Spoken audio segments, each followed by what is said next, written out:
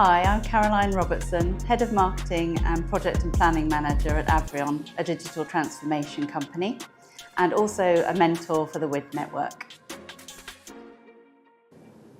So, when you look at where you are now, leading projects, managing plans, mentoring future leaders, what do you think has shaped the way you operate most? I think for me, I believe that leadership is about integrity and compassion. And working for a digital transformation company where agility is key, I always try to lead with purpose and empathy for your people and the greater world, the planet and everything is core to everything that I value. Most people think that being a project manager is about charts and meetings. So, what do you think people miss about the actual work, the part they don't teach in school? Project management actually is about emotional intelligence. So it's about working with people's purposes, fears, energies, and a lot of the great project managers are actually very good readers of people and the non-personal communication side of things. So, what's the hardest part of your job? The hardest part for the project management work is trying to keep everybody on track. But if it's all done if you focus on the goal and the purpose of what you're trying to achieve, rather than the detail, everything then falls into place. So, how do you deal with people who push back? Because I'm sure you've experienced that. How do you manage that? People that push back, if you can prove to them why you're pushing back, so if you can justify it and bring it back to their objectives, their goals, and why maybe their approach is not the best approach.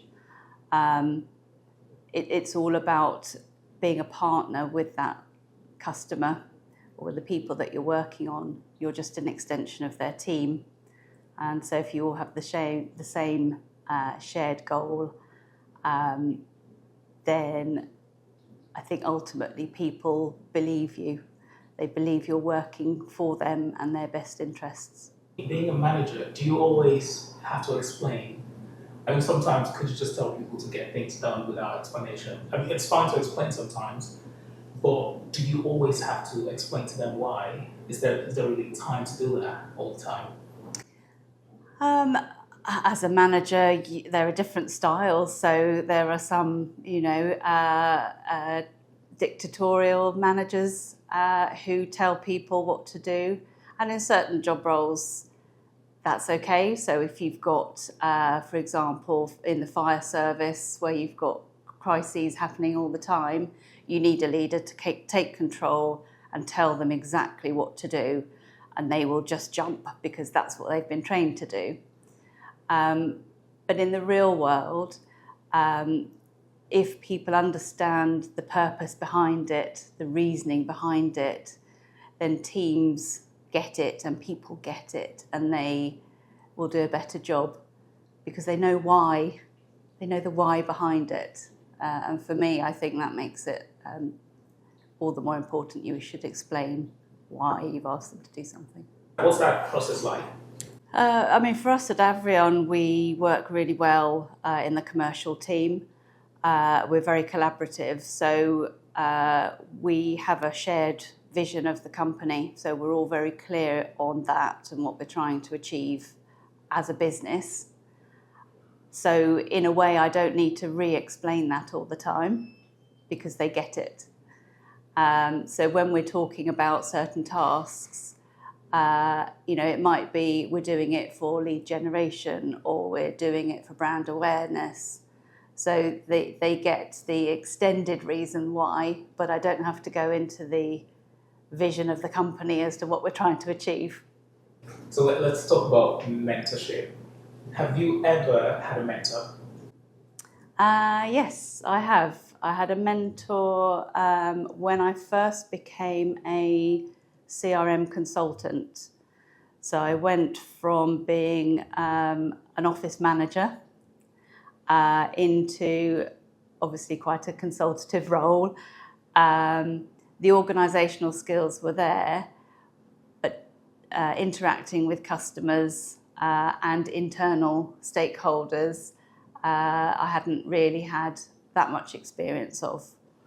So I had a really great mentor in Dr. Phil Harwood, who still, I remember him very fondly with everything he gave me as a mentor. He shared all of the things that he'd learnt in his career. He guided me, he coached me, and ultimately mentored me. And as a woman in tech, he gave me the confidence that I could hold my own with these projects. Was it pre-planned? Did you have that formal agreement that he was going to be your mentor, or did it just happen naturally? Was he aware that he was your mentor? I think in his mind, that was his plan. From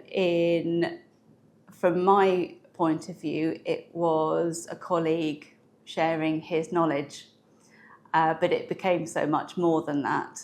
And when I look back on it now, that was very much a very strong mentorship for me.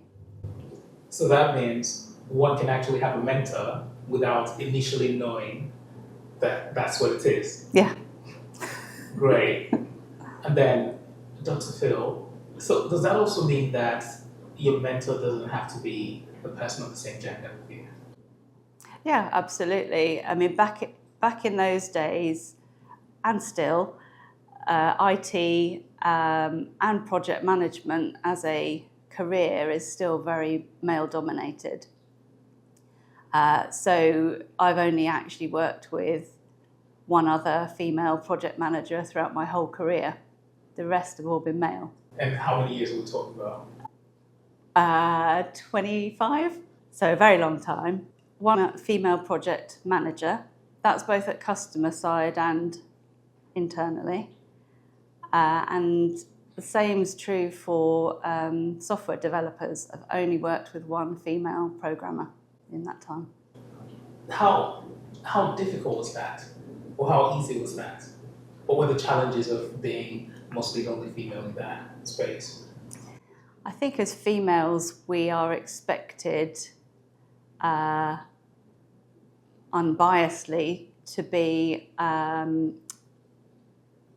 to do the job, but also to be very accommodating. So being a female, I think you're expected to compromise a lot. And maybe as we're brought up, we subconsciously always compromise. We aren't very good at standing up for ourselves, whereas men are brought up to believe they can do anything, and even if they don't have those skills, they still believe they can, because why wouldn't they? There's a stat that sticks with me where in order to apply for a new job, women believe they have to meet all of the criteria, and yet men believe I've got 50%, so I'm just going to apply. And I think that ripples through all industries, all sectors, all job roles. True. I thought about that stance too. Why do you think it's that way? Is it based on upbringing, or why is it that way? Why do women always feel like they have to be well qualified to apply? I suppose it comes back down to confidence. You have to be confident enough that you're going to be good at the job, whereas actually we should go in the mindset that if I don't have all the skills I need, I'll learn them, because certainly in the digital age, it's all about continuous learning. So a skill you don't have is just an opportunity for learning. What made you say yes to being a mentor? I think probably it stems from my own experience of having a strong mentor when I was in the early stages of my career. Although I hadn't thought about it for a long time, but I think it's deep-seated in my mind. I also believe that as a woman in tech, that I have a responsibility to be seen, to show my voice, and encourage others to do the same. So if I can share that with other people, why wouldn't I be a mentor? And have you had any lessons from being a mentor? Being a mentor has been so enriching. I think I didn't anticipate it being such a wonderful experience. I thought it was more about what I could give, but actually it's a joint partnership. So I learn from my mentees as much as I hope they learn from me, because we have lots of different life experiences, lots of different cultures. They're in different countries sometimes. Some are young, some are more mature, and it's just been wonderful, and it was unexpected to feel as good as it does. Great. Have you had any surprises? Surprises. I suppose it's been less formal. So a lot of the conversations I've had with my mentees haven't been about skills that I have necessarily. They've been about how do I progress? I'm stuck in my job. I'm frustrated. How do I move past that? So actually career advice has been predominantly the key thing that I've given most of my mentees. And again, that's all through lived experience. Great. Have you found any similarity in some of your mentees? Is there anything that you found very sort of very common with the people you mentor? You spot this in the first mentee, and in the next one you see something very similar. It could be around maybe some sort of confusion. It could be around lack of confidence. That's striking similarity.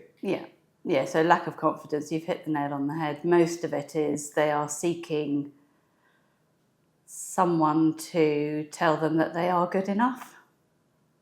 That, that they're all a bit scared of putting themselves out there, particularly on things like LinkedIn and on socials. We all are, really.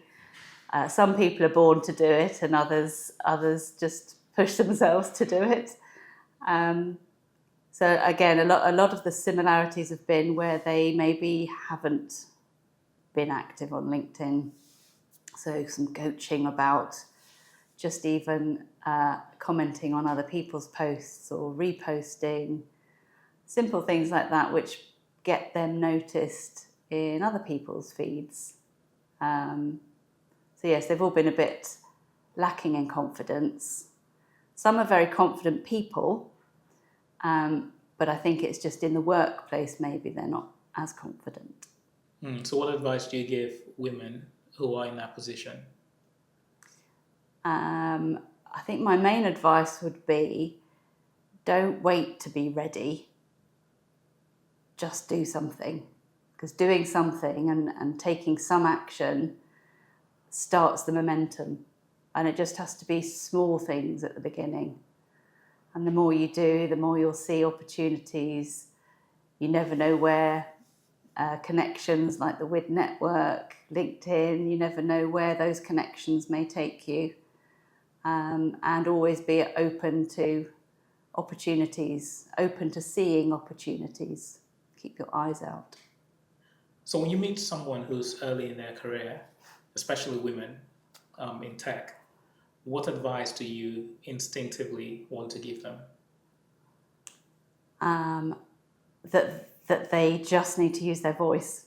We all have something to give and something to share with others, because we're all unique in our life experiences. So who's to say that, me at my age now is an expert in all things? I'm not, because we're all continually learning. That's the joy of life. So yeah, don't be afraid to use your voice. And I think by using your voice, you will become more confident and more comfortable in your own person. True. What does using one's voice mean?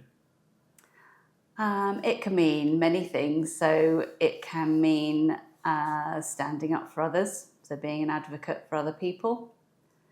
It can be calling out unacceptable behaviour or stereotypes in the workplace. It can be using your voice to say to your boss that you want to learn a new skill. It's just about vocalising your hopes, your dreams, in order to grow. Is there a myth about project management? I think the biggest myth is probably that it's just admin, when it's so much more than that. One of the hidden things, or maybe the things that people don't think about project management, is the emotional intelligence side of it. It's working with the different personalities. It's understanding people's perhaps reactivity and passion, positive or negative, to change. So there's a lot of mediation work, and actually most of the great work for project management are the gentle conversations and nudges in between the project meetings. Mm. And you mentioned negative passion. Yeah. What does that mean? It comes with kind of self-regulation. So if you strive to be more emotionally intelligent, then you need to work on regulating your own emotions better. So if we're all very stressed in our day-to-day work, or maybe something's happened in our personal life that's affecting how we're feeling in the moment, when you are asked to do something or told about some changes in the workplace, you might blow up, you might react more than you would if you were in a better, calmer place. So I think being a good leader is about regulating your own emotions and recognising in others that sometimes those negative outbursts, there's more to it. What's the cost of poor planning that people often underestimate? The cost of poor planning is generally mistrust. So if you are managing a project and you say it's going to be delivered on time, on budget, as we all like to do, if you're going to miss that budget or miss that timeline, then it's all about being open, transparent and honest, because you can't avoid all risks to projects. So it's how you handle it in the moment. If you handle it poorly, or you try to be a bit deceitful, or maybe just not admitting anything, then it's going to affect the trust that customer or team have with you. So for me, yeah, if you don't plan well, then it can affect all sorts of things. But trust, once you've lost that, it's very difficult to get it back. And I know you had touched on this earlier, about women in roles like this one. Do you think women in planning and project roles face a different kind of scrutiny or expectation? Yeah, so I think I covered it slightly earlier, which is it's all about women are expected perhaps to be more accommodating. We are very good at managing relationships and reading people as a very general stereotype. That's innate in women, I think. We are more nurturing, caring gender, and we bring that into the workplace. So I think the perception can often be that maybe we're a little bit weak for it or soft for it, when actually the emotional intelligence that brings is our strength. I agree. That's actually strength. Not everyone can do it. No, Yeah. it's very difficult. Right. And what do you wish more people asked project managers instead of just assuming they have all the answers? I think it's probably to do with the risks. So when we take on a project, we're asked to identify the risks. But quite often, by the time it's got to the project stage, lots of assumptions have already been made. So if we're asked about the risks earlier, then some of the pain points in projects might be smoothed before they even get to the project initiation stage. And I know there's a lot of talk about soft skills these days. What's one skill that's made the biggest difference in how you lead or mentor? I think for me it's the empathy, which goes back to my childhood and growing up with a non-verbal and very challenging sibling. I think I've always had that empathy from a very early age because my sister was born when I was 3.5, so it's all I knew. And because of it, I think I'm more empathetic. Yeah, so I think having lived with my sister and her challenging behaviours and the fact she was non-verbal meant that I could anticipate what she needed, so I could read her basically without her needing to speak. And I think that's carried through my career and life, that I'm more empathetic with people, even with animals and my 3 rescue pups. It's all about anticipating their needs and being their advocate. Yeah. And about rescuing pups, is that something you do? Yes, I've got 3. Oh, interesting. Well, why did you start rescuing pups? Well, we always wanted to have a dog when the time was right, and we were working from home a bit more. And there are so many dogs in these rescue centres that we never wanted to buy a dog. We wanted to adopt. So we adopted our first dog, and sadly he didn't last more than 1.5 years, but he was in a very happy household. And then when we lost him, we definitely wanted to do it again, and so we took on a puppy this time, which was very challenging. And then we took on another rescue when she was 9 months old. And this rescue, he was very reactive.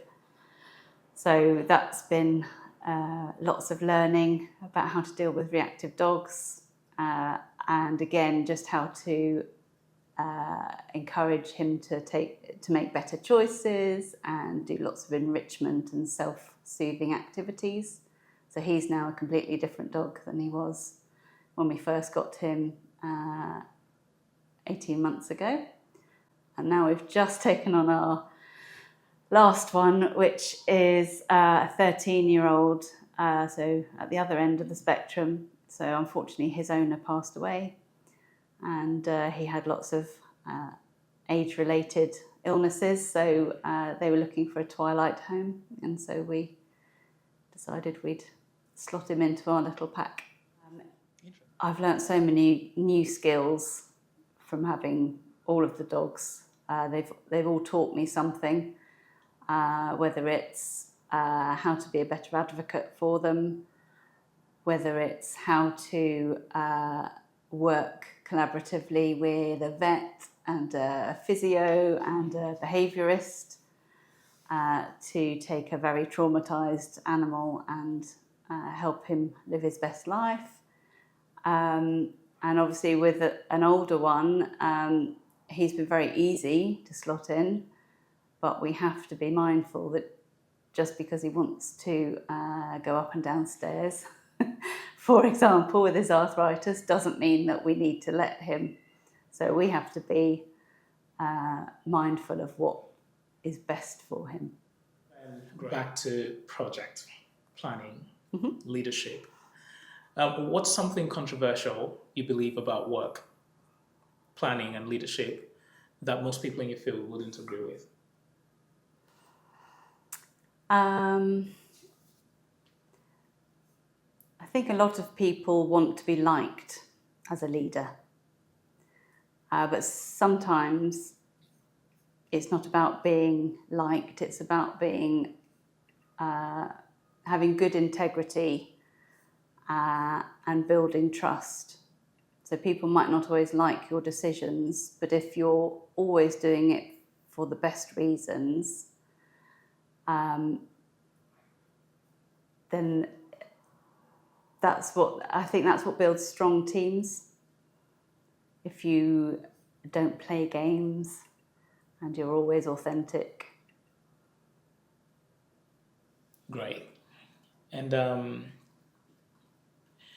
mentorship can often look perfect on paper, but real relationships are not that straightforward, or sometimes messy. Have you ever questioned whether you were helping or if you were saying the right things? Yeah, I think that's natural for everybody. We're always self-critical, aren't we? But if you're always thinking about whether you're doing the right thing, then it means you're being conscious in your decisions. And if you happen to give the wrong advice or think of a better approach, then there's nothing wrong in admitting that actually your first response was the wrong one, and giving a better one the next time. Sure. So where do you draw the line between getting close and getting too close to your mentee? Oh, that's a good one. Or is there a line? I think the whole point of mentorship is the ability to be vulnerable. If you're expecting your mentee to be vulnerable and admit where they're struggling, then you need to do the same, because otherwise they're going to strive for somebody, something who's perfect, and there's no such thing as perfection. Everybody's got growing to do. So I think the line for me might be if the interactions became fast and furious and overwhelming for me, then I'd start to wonder whether the mentee was perhaps a bit too reliant on me. Mm-hmm.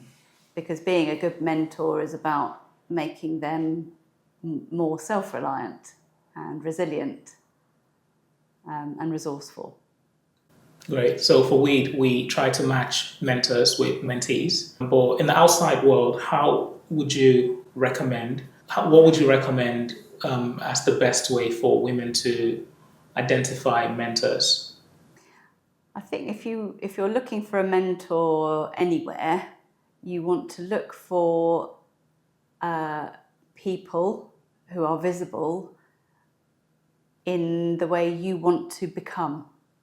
So maybe they're in a role that you are striving to achieve, and you find the way they speak and hold themselves engaging. If there's somebody that you aspire to be, then there's nothing wrong in approaching that person and saying, you know, I love the way you represent yourself, and I'm really interested in learning how you became the person, the role that you are, and ask them if they might be your mentor. Can this be done online too? Yeah, I mean, LinkedIn obviously is a fantastic network for all sorts of business relationships. I don't think personally I'd do it in the other socials, but LinkedIn is more of a business community, and therefore I find it very supportive. So if people are looking for jobs, there's lots of people sharing people's posts about seeking work. And there's nothing wrong with even just posting, you know, I'm looking for a mentor that can help me with X, Y, Z, and see if they'll approach you. So, yeah, I'd say just either approach somebody you would like to be your mentor or ask. What do you think we're getting wrong about the way we prepare future leaders? I think it's all really done on performance, and perhaps not enough focus is put on reflection. So if we're driven by performance all the time, and it's good to be having strong goals and objectives that are tangible, but we need to reflect everything we learn along the way. And it's not something I've done very much of, but I'm currently doing an apprenticeship myself in strategic leadership. And at the end of every module, you have to do some reflection on what you've learned, how you're going to change it, gaps maybe within your workplace. So it's been really interesting, and that's why it's now my focus, I guess, that we can all do lots of amazing things, but if we don't reflect on how we got there, then it might just be chance that we did it right. Whereas if we reflect, we can be mindful to do it again. Yes. So how would you define reflection in this context? So reflection is, I suppose it's evaluating how you did something, why you did it that way, obviously what you did, and whether you'd change anything if you did it the next time. How important is this? Because I feel like reflection is a bit data driven, because it gives you time to think about what had already occurred, which can help you build on or evict, depending on what it was. It's very important, but people hardly talk about reflection. No. I hear meditation. Yeah. But reflection is backed up with data. Yeah. So how important is it, and how much would you encourage people to do it? And when is the right time to do it? Well, it's very important, I believe. And I mean, if you take project management as an example, at the end of every project, you should be doing a lessons learned report or exercise. I mean, that's really the start of reflection, but reflection takes it further in that I think sometimes you need to look inward to yourself. So it's not just about external forces, but inwardly yourself, what would you change about how you dealt with it? So this comes back a little bit to emotional intelligence and self-awareness and regulating your own emotions. Are there things that you perhaps did and you reacted in a certain way that you would want to reevaluate and do differently? So whether it's a project, whether it's a task, or even whether it's just a conversation, reflection is all about just taking yourself out, almost out of body, and looking at the situation. How would you do it differently? So what do you know now that you didn't know 5 years ago? I know there's a lot, but which of them stands out to you? I think for me in the last 5 years, because I've shifted more from project management to head up the marketing at Avrion, I've been surprised at how much I've loved marketing.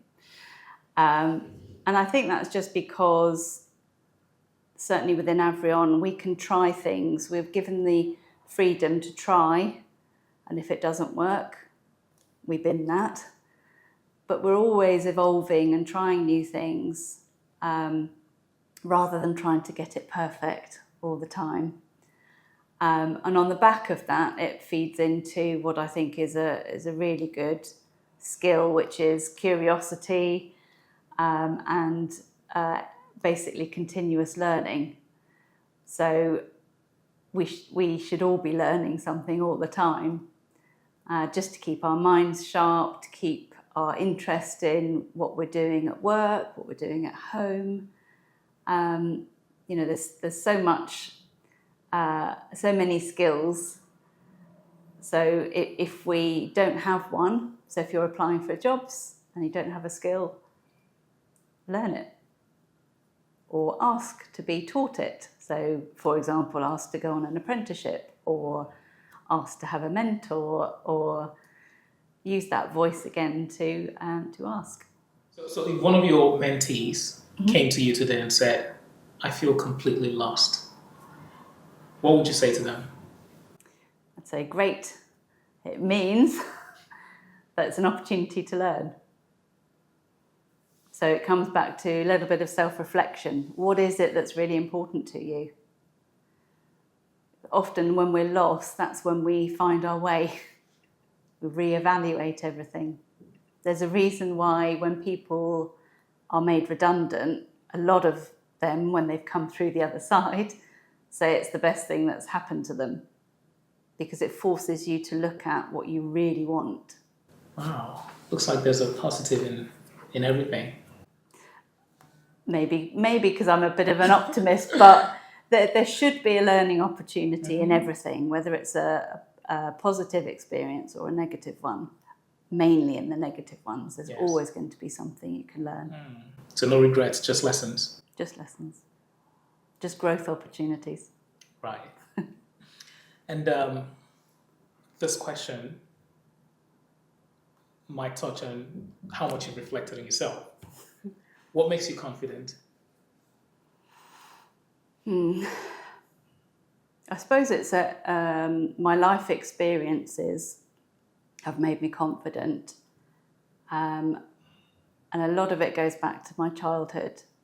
So when my sister was born, obviously, naturally, a lot of focus was put on her.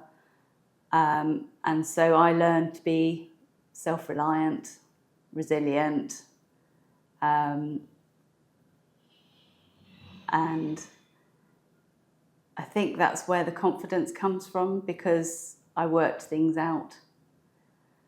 And then where there have been opportunities in my career to change job roles, so somebody leaving as a project manager, and I was the office manager at that point, seeing the opportunity, I could do that, I would like to do that, and taking and seizing that opportunity and learning and growing. I think all those things, if I hadn't been confident in the first place, I wouldn't have asked. So I've been lucky, really, to be confident most of my life. But we all have self-doubts at times. And that's why you need to surround yourself with a good network. Great. What's the worst thing someone has ever said to you? Worst thing. I don't know, actually, because I'm self-resilient almost to my own detriment, that most things don't affect me. Most things don't affect me, unless it was to do with my dogs. So, yeah, I've been very lucky, but sometimes it can be a negative to be too self-resilient. And the final question, what's one thing you're still figuring out? I think a lot of the things I'm figuring out at the moment are being worked on through my strategic leadership apprenticeship. So it's about how to be a better leader, how to empower my employees and my staff even more, how to help them achieve their goals of personal growth and development, but also how to ensure that our business is also achieving what we need to achieve. So that's what I'm trying to learn. And I think we can do it all, but we need to be mindful again of, if you give people the skills and the job satisfaction, then the business side of it will come, because they want to do their best for the business, and vice versa. The business, if you want to look after your employees, it's really, really important to make sure that, you know, everybody has a shared vision and enjoys the same core values, and that you're supportive